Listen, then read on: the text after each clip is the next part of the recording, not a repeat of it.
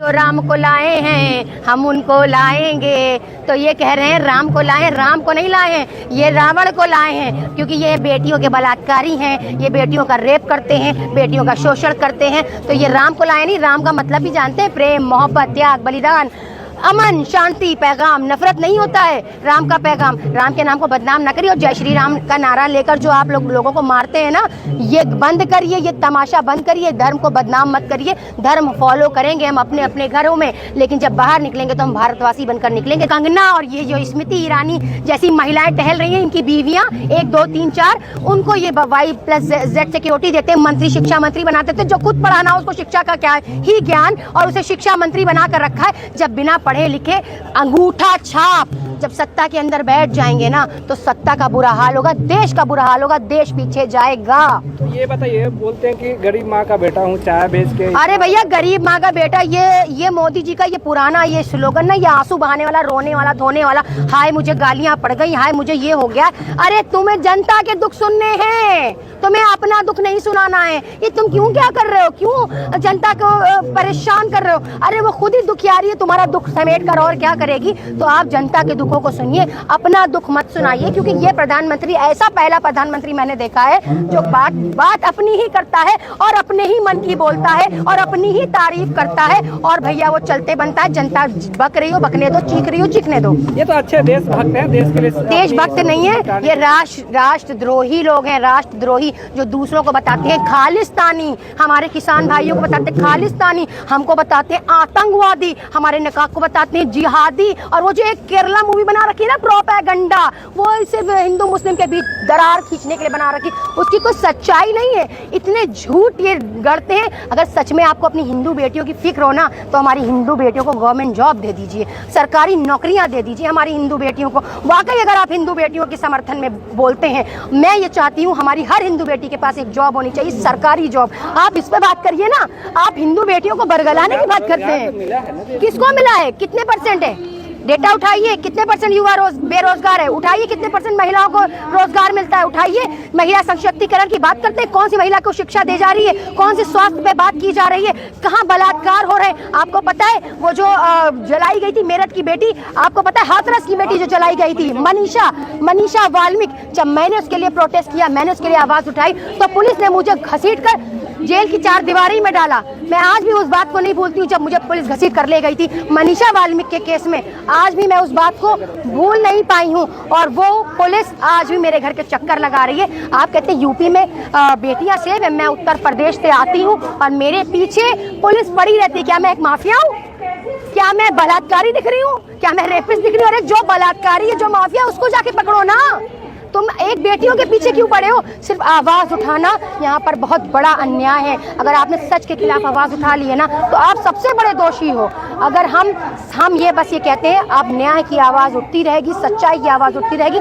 आपसे योगी जी, मोदी जी डरने वाले नहीं है। यहाँ से स्टेटमेंट देते हैं, खुला स्टेटमेंट देते हैं, और आप सबके माध्यम से, क्योंकि यहाँ गोदी मीडिया तो आने वाली नहीं, क्योंकि वो प्रवक्ता है बीजेपी की। ये जो बैठे ना रुबीना लियाकत जैसी महिलाएं, ये सिर्फ देश को खोखला करने वाली महिलाएं। ये चौथा स्तंभ जो मीडिया, गोदी मीडिया बैठा है ना, चौथा स्तंभ, ये खुद लंगड़ा है, ये खुद लूला है, ये उसको कुछ समझ में नहीं आता। ये चाटुकार है बीजेपी का। ये जो दिखा रहा है लोग वही देख रहे हैं। अपनी आंखें खोलिए, अपने आप को जागरूक करिए, अपने बच्चों को जागरूक करिए। तो सब चंगा है, फिर कोई चंगा नहीं है, बस दंगा ही दंगा होने वाला है। जिस तरह से हिंदू मुस्लिम की जा रही, सबसे ज्यादा इस वक्त यूपी में हिंदू मुस्लिम चल रहा है। मैं यूपी से आती हूँ, यूपी के स्टेट लखनऊ राजधानी से आती हूँ, मुझे पता है कितनी नफरत भर चुकी है। आपको पता है हिंदू मुसलमान के घर से सामान नहीं लेता, मुसलमान हिंदू के घर से सामान नहीं लेता। ये कैसी है, ये कैसे देश बनाने की कोशिश कर रहे हैं? इतनी नफरत भरेंगे, कितनी नफरत भरेंगे? नफरत भर के दिल नहीं भरता आपका? कितना ये आपको पता है, ये अंग्रेजों की राजनीति थी कि फूट डालो, राज करो। हम कल गोरे अंग्रेजों से लड़ रहे थे, आज हम काले अंग्रेजों से लड़ रहे हैं। आज मुझे भगत सिंह याद आ रहे हैं। आज इस तरह से आंदोलन चल रहा है, मैं भगत सिंह को याद करती हूँ, और उन्होंने ये जज्बा जो जगाया है हमारे दिल में लड़ने का, इंसाफ का, न्याय का, वो हमेशा रहेगा और मैं इसी तरह से न्याय के लिए लड़ती रहूंगी, बेटियों के लिए इंसाफ मांगती रहूंगी, मैं डरती नहीं हूँ। ऐसे माहौल अभी से तैयार किया जा रहा है 2024 नहीं, वो नहीं आएंगे। उनको उनकी ये भूल है। कर्नाटक में उनका नाटक खत्म हो गया है, बजरंग बली ने उनकी बलि दे दी है और केंद्र में भी और उत्तर प्रदेश सरकार में भी बजरंग बली, मुझे यकीन है बजरंग बली उनकी बली जरूर देंगे। मोदी के नारे तो सभी जगह लग रहे हैं। वो अपने खुद के नारे खुद से लगवा रहे, पैसे दे दे के 500 रुपए, जिस 15 रुपए के मेडल को वो बता रहे हैं ना, वो 15 रुपए दे दे के नारे लगवाए जा रहे हैं। तो ये नारे वही नारे हैं, ये खरीदे हुए लोग हैं, ये बिके हुए लोग हैं। ये जो 2000 का नोट बंद हुआ है, ये इसलिए नहीं बंद हुआ है कि जनता की खुशहाली के लिए, ये अपने ब्लैक मनी को वाइट करने के लिए ये नोटबंदी की। कहाँ जाएंगे? इनके पास तो कुछ ये लेके जाएंगे, उड़ेंगे तड़ी पार। तड़ी पार का नाम सुना? अमित शाह जो है ना, वो तड़ी पार है, वो तड़ी पार निकलेगा। ये सारे लोगों को, देश को कंगाल करके ये अडानी अंबानी के साथ प्राइवेट जेट लेकर निकल जाएंगे और भारतवासी रोते रहेंगे। रोजगार, शिक्षा, सुरक्षा, मुझे लगता है कि बहुत खराब हालात ना आ जाए, इससे पहले देश को संभाल लिया जाए, देश की सुरक्षा के लिए सोचा जाए, देश की शिक्षा के लिए सोचा जाए। मुझे लगता है, मैं बहुत इस बात को लेकर चिंतित हूँ। आज मैं जहाँ यहाँ पर आई हूँ तो मैं इसलिए आई हूँ, मुझे आपसे कोई दुश्मनी नहीं है। देखिए, मैं यहाँ से एक स्टेटमेंट ये भी दे रही हूँ, योगी सरकार, मोदी सरकार, मुझे आपसे कोई दुश्मनी नहीं। आपकी जो विचारधारा है ना, वो बेहद गंदी और बेहद घटिया है। वो हिंदू मुस्लिम की राजनीति करने वाली विचारधारा है। ऐसी विचारधारा के नेता हमें नहीं चाहिए। ये भारत देश है, इसे भारत देश बनाना। हो जाता है यूपी में सब हिंदू मुस्लिम सब एक साथ रहते हैं। अरे भैया, ये तो नाटक है। अभी आप कुछ भी बोल देंगे, सोशल मीडिया पे लोग मान लेंगे। सच्चाई क्या है, जमीनी हकीकत क्या है? हिंदू मुस्लिम को उन्होंने लड़वा के रखा है। ये केरला मूवी जो बनी थी ना, ये एक नाटक था जो कर्नाटक में फैलाया जा रहा था, पर वो नाटक केरला की जनता बड़ी जागरूक है, बड़ी पढ़ी लिखी है, उसने फैसला किया, बड़ा अच्छा फैसला किया। मैं चाहती हूँ, अपनी यूपी की जनता से यहाँ से अपील करती हूँ, आप भी जागरूक होइए, आप भी अपनी शिक्षा में आगे बढ़िए, आप भी जागरूक होइए। आप धर्म का चश्मा ना पहनिए, आप शिक्षा का चश्मा पहनिए, आप स्वास्थ्य का चश्मा पहनिए, आप रोजगार का चश्मा पहनिए, आप इन चीज़ों का चश्मा पहनिए। आप इनको बता दीजिए कि यूपी की जनता भी पढ़ी लिखी है। आज मुझे यकीन है कि मेरी यूपी की पढ़ी लिखी जनता वो 24 में अच्छा फैसला करेगी और उत्तर प्रदेश की भी जनता, हमारे जो फैसला होगा वो अच्छा होगा इंशाल्लाह। और अमन की उम्मीद करते हैं कि अब मेरे देश में अमन रहे, सुकून रहे, चैन रहे। जिस राम का ये नाम ले लेके उस राम को बदनाम कर रहे हैं, लोगों के गले काटते हैं, लोगों को एनकाउंटर करवा देते हैं जय श्री राम के नारे लगा के। अरे उस राम को क्यों बदनाम कर रहे हैं?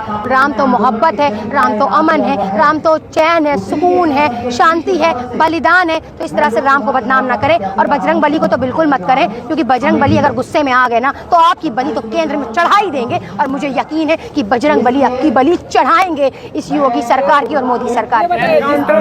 ये आतंकवाद खत्म करना चाहते हैं भैया, आतंकवादी ये खुद है, एक इतने बड़े खुद माफिया, जिस तरह के माफिया के लोग इनके सांसद में बैठे हुए। ब्रजभूषण के ऊपर बहुत मुकदमे, जल्दी से उसके ऊपर बुलडोजर चलाएं हमारे बुलडोजर बाबा। मैम, जिस तरह से 2024 में अभी से तैयारी चल रही है और जब आप अपोजिशन जीतती है तो बोलती ईवीएम ठीक है और हारने के बाद ईवीएम खाती। देखिए, अपोजिशन नहीं, जागरूक जनता जागरूक है। कर्नाटक की जनता जागरूक थी, उसने फैसले किए, लेकिन अब यूपी की जनता को भी जागरूक होना पड़ेगा और केंद्र को भी, पूरे केंद्र को, पूरे देश को जागरूक होना पड़ेगा। नहीं चलेगी ये सब राजनीति। सत्ता की रोटियां सिक गई, राम मंदिर भी बन गया है, सब कुछ हो गया है, अब कुछ उत्तर प्रदेश में बचा नहीं। तो अब क्या कर रहे हैं, ये पुलवामा के अटैक को छुपाने के लिए इन्होंने 2000 के नोट की चेंजिंग करना शुरू कर दी।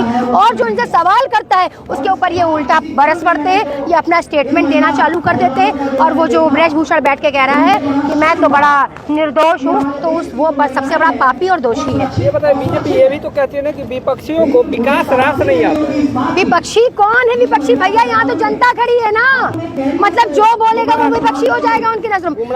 नहीं, हम सब आम जनता, यहाँ कोई विपक्षी नहीं है।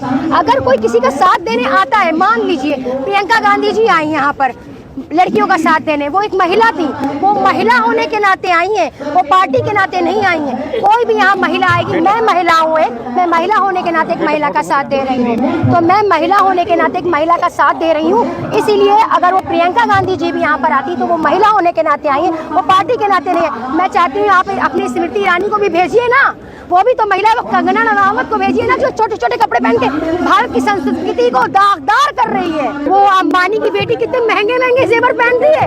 अरे आपको पता है अंबानी की बीवी कैसे चाय पीती है? 1.5-2 लाख की चाय पीती। अरे यहाँ हम लोग 5 रुपए की चाय नहीं पी पा रहे हैं, आम जनता, वो 2 लाख की मोहतरमा चाय पीती। ठीक है, माना बिजनेसमैन है, अच्छी बात है, अच्छा होना चाहिए, आगे बढ़ना चाहिए, ग्रो करना चाहिए, पर जनता कहाँ जा रही है यार? ये तो देखो, अडानी अंबानी को कब तक देखते रहेंगे?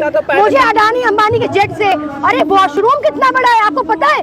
13 करोड़ का वॉशरूम है अंबानी का। अरे वो 13 करोड़ कहाँ से आए हैं? ये चाटुकार है अंबानी के, अडानी के। तो मैं ये चाहती हूँ अडानी अंबानी को हटाकर जनता के लिए सोचा जाए, जनता के ऊपर पैसे खर्च किए जाए। अभी जब अंबानी जी आए थे हमारे लखनऊ के अंदर, कितने करोड़ रुपए खर्च किए गए और उसका कोई डेटा नहीं है। आरटीआई रिपोर्ट मांगो तो कहते कोई डेटा नहीं है, इनके पास कोई डेटा नहीं है, ये झूठे हैं। ये सिर्फ अपना सरकारी फंड प्राइवेट लोगों पर खर्च कर रहे हैं, अडानी पर, अंबानी पर। जनता पर ये पैसा खर्च नहीं करते, हमसे टैक्स वसूलते हैं। हर जगह एक छोटे चम्मच से लेकर एक छोटे से कपड़े तक के ये टैक्स वसूलते हैं, लेकिन टैक्स पर इस पे हमें रोजगार भी नहीं मिलता है, ना ही हमें कोई शिक्षा मिलती है, ना ही कोई सुरक्षा मिलती है। जो 70 साल में नहीं हुआ वो पिछले 10 साल में हो गया। तो आप क्या हो गया? आप सोशल मीडिया लिए खड़े तो हैं, क्या हो गया? नौकरी मिल गई क्या आपको? आप यूट्यूबर हैं, आप बता दें अपना। 10 साल में आपको कितने भाइयों को नौकरी मिली है आपकी सरकारी? आपके चचा के बेटों को मिल गई? आपके कितने घर में बेरोजगार हैं? आप यहाँ क्यों लिए खड़े हैं कैमरा? आपको तो किसी गवर्नमेंट जॉब में होना चाहिए था ना, आपको तो नगर निगम में होना चाहिए था ना, आपको तो सचिवालय में होना चाहिए था ना। आप तो कोई वर्दी पहने, अभी जवान बैठा था, आपको नहीं पता? अभी जंतर मंतर पर जवान बैठे थे, कितनी गुहार लगा रहे थे, उनकी गुहार नहीं सुनी गई। किसान बैठे थे, 13 महीने बैठे थे, तब मोदी जी ने माफी मांगी थी और कहा था हाँ मुझसे गलती हो गई, मैं कानून वापस। अरे सड़े सड़े कानून लाते हैं और फिर माफी मांगते हैं और फिर उसको वापस लेते हैं। तो इनका हाँ, और इतने लोग मर गए, उसका कौन जवाब देगा? जिनकी बीवियां बेवा हो गई उनका जवाब कौन देगा? जिनके बच्चे यतीम हो गए उनका जवाब कौन देगा? जिनके भाई मर गए उनका जवाब कौन देगा? जिनकी माँ की बेटों की जिनके बेटे मर गए, जिन माँ की पेट सूने हो गए, उनको कौन जवाब देगा? इतने सारे लोग मरे, कितना किसान मरा, आपने उसका ख्याल नहीं किया। फिर आपने आखिरी में माफी मांग के आपकी सारी पुष्टिकरण हो गया, आपके सारे पाप धुल गए। जितने वो मरे थे उन्होंने आपको शांति दे दी कि हाँ भाई मुझसे गलती हो गई, मैं कानून वापस। यही काम आप शुरुआत में कर लेते तो इतने सारे किसान भाई नहीं मरते। आज आप किसान भाइयों की भी दोषी हैं और पुलवामा के भी दोषी हैं, जवानों के दोषी हैं आप। आपकी असलियत यही है कि आप किसानों के दोषी, जवानों के दोषी, अब आप पहलवानों के दोषी। तो आपकी ये मनमानी नहीं चलेगी और ये सरकार नहीं चलेगी। 2024 में आपको मजा चखना होगा और जनता अपने वोट से आपको चोट देगी। और ये जनता जागरूक है, ये पढ़ने वाली नहीं है हिंदू मुस्लिम में। ये मंदिर मस्जिद का नाटक आपका नहीं चलेगा, ये खत्म करिए। ये सब बातें हैं, स्लोगन है, और मैं यही चाहती हूँ कि जनता जागरूक हो, नागरिक जागरूक हो, युवा जागरूक हो, महिला जागरूक हो। शुक्रिया, जय हिंद, जय भारत।